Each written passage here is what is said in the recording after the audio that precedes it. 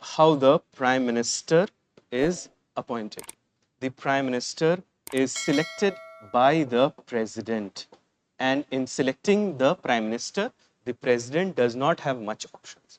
The President must select that person who is in the position to win a majority in the Lok Sabha. If there is no single party or coalition in that position, then it rests on the discretion of the president. Such discretion is situational discretion, not absolute discretion. Situation बन गई इसलिए discretion है, ऐसा नहीं है कि हर वक्त discretion है. और उस केस में प्रेसिडेंट किसको चूज करते हैं प्राइम मिनिस्टर के लिए? उसको जो प्रेसिडेंट को लगता है कि मेजॉरिटी ले आएंगे. कहां पर? Lok Sabha. All the other ministers are appointed by the president on the advice of the prime minister.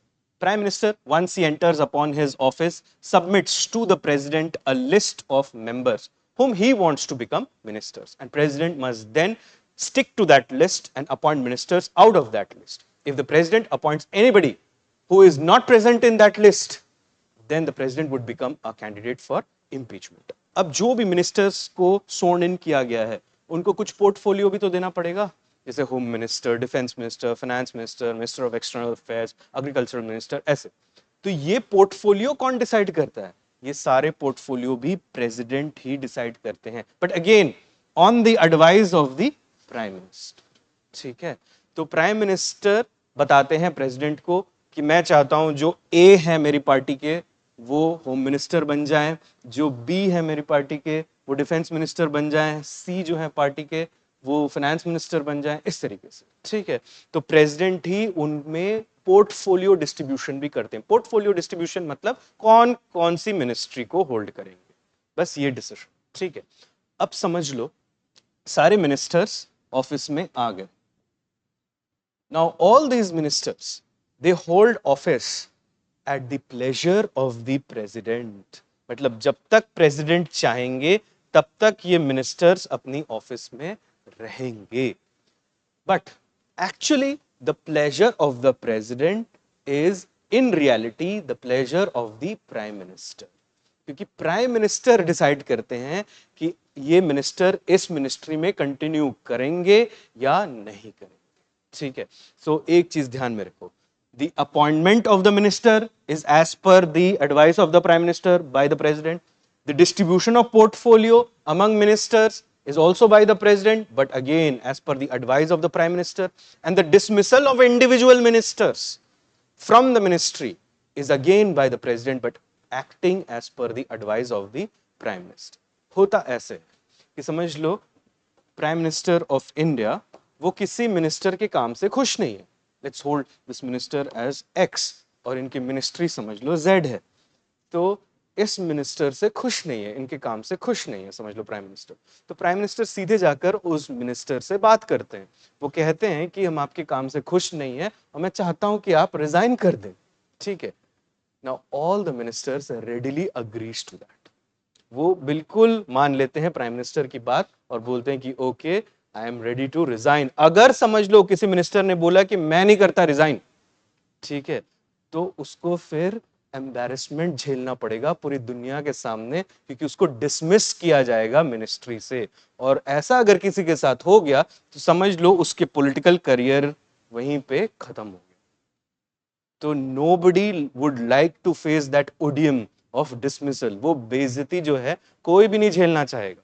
तो actually the powers of the president to dismiss an individual minister is actually in working the power of the prime minister.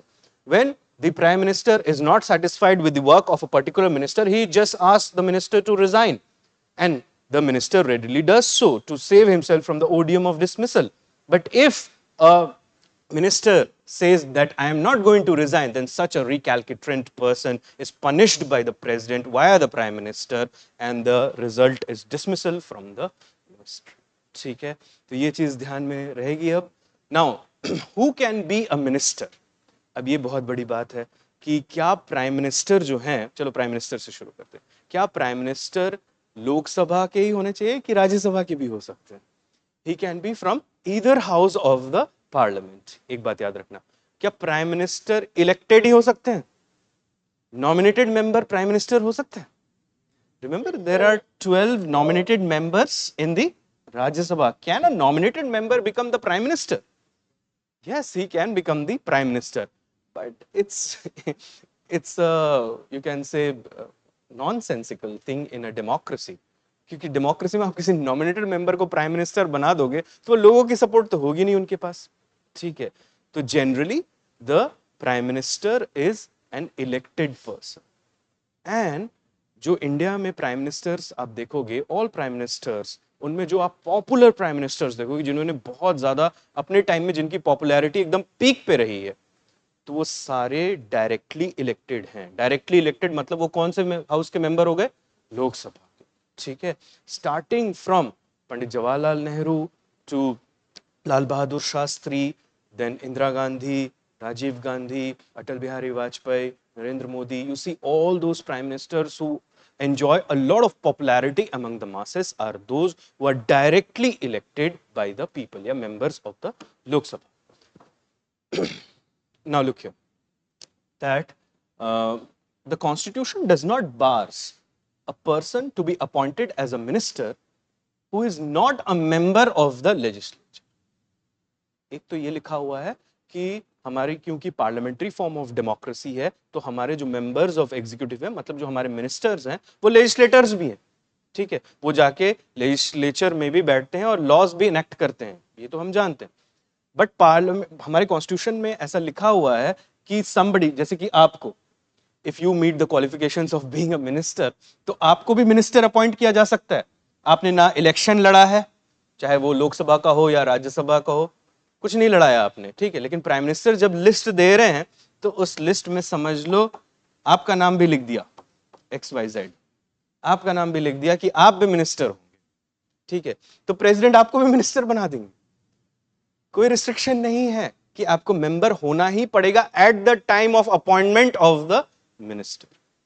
But the condition in the constitution is कि एक बार जैसे ही आप minister बन गए, suppose you become minister on 1st of January 2024, अगर आप इस तारीख को मिनिस्टर बन गए, then within 6 months from the date of appointment you must become a member of either house of the union legislature, either by election or by nomination. Election could also be direct or indirect election, ठीक है.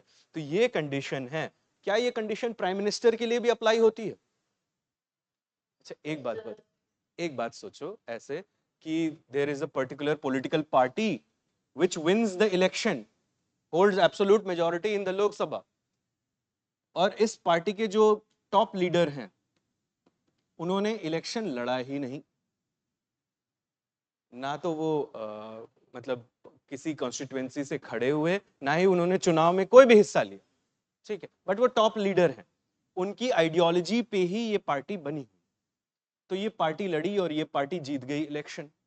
अब इस party ने बोला कि हमारे prime minister ये, जिन्होंने इलेक्शन ही नहीं लड़ा, ना ही इलेक्शन में कहीं हिस्सा लिया, ना कैंपेनिंग की, ना कैनवसिंग की, कुछ भी नहीं किया, ठीक है. क्या प्रेसिडेंट अब इनको प्राइम मिनिस्टर बना देंगे? Will that happen? Will that happen? What do you think? Have you understood my question? Have you understood my question? Okay. Can this top leader be now made the next prime minister? हो सकता है कि नहीं? हाँ या ना कुछ तो बोलो. हो सकता है, हो सकता है. क्यों? Constitution says what? Anybody could be appointed as a minister. Anybody मतलब कोई भी. Anybody could be appointed as a minister. The only condition is you cannot continue to be a minister beyond 6 months if you fail to secure a seat in either the Lok Sabha or the Rajya Sabha. In Lok Sabha by direct election, in Rajya Sabha by indirect election or nomination. ठीक है. तो ये है condition. ठीक.